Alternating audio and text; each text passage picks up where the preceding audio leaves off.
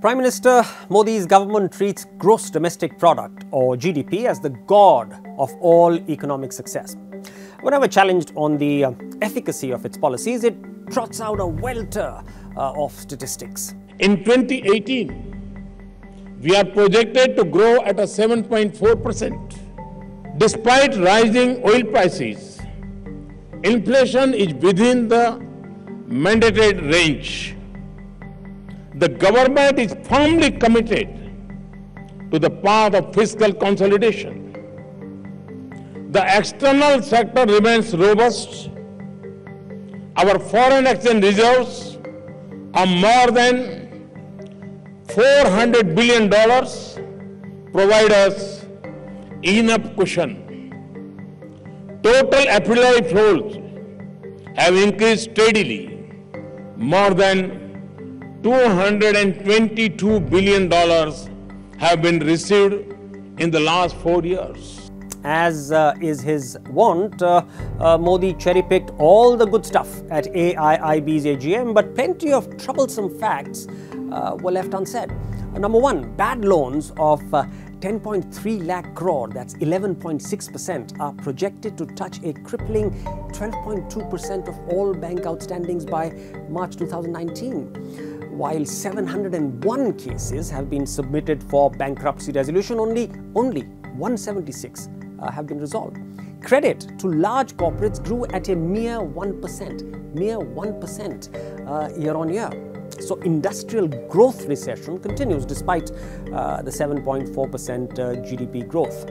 Interest rates are reaching for the stratosphere, with the 10-year treasury breaching 8% and AAA rated borrowers picking up loans at north of 8.5%. These are not propitious for a pickup in private investment, which is a condition precedent for sustained economic growth. The current account deficit, CAD, is again blinking red at 2.5%. The rupee is at a historical low, shooting past 69 to the US dollar. Foreigners have pulled out a record $7 billion just in the current year from the debt and equity markets. I also saw an extremely worrying statistic. The non-oil, non-gold trade deficit was just $1 billion in 2013-14. You know how much it has ballooned to now? $53 billion plus. Also, FDI growth is at the lowest in the 4 years of the Modi government. The government has done a phantom disinvestment by forcing ONGC to pay 35,000 crores for buying HPCL, which are both dominant public sector companies. So the cash has moved from one government pocket to another without any genuine inflow. A similarly specious plan is now being hatched for recapitalizing IDBI Bank's battered balance sheet, with the Life Insurance Corporation of India, LIC, picking up the tab. Air India's sale proved an embarrassing cropper without a single bidder. This is voodoo band-aid policy making. In any case, GDP is a very fuzzy and imprecise measure of economic health. It is always fixated on more, not on better.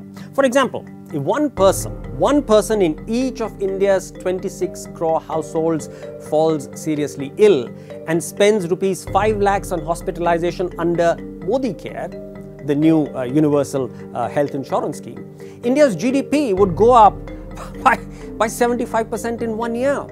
But if everybody is healthy and never visits a doctor, GDP falls.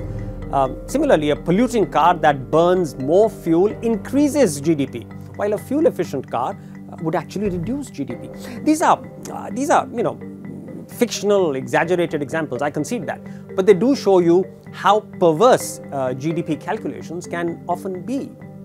Now, here's the most crushing fact. Guess which was that 5-year period during which America's GDP leapt by 75%, the UK's by 27%, and Germany's by over 21%. It was 1938 to 43, when the most brutal phase of the Second World War raged across the planet.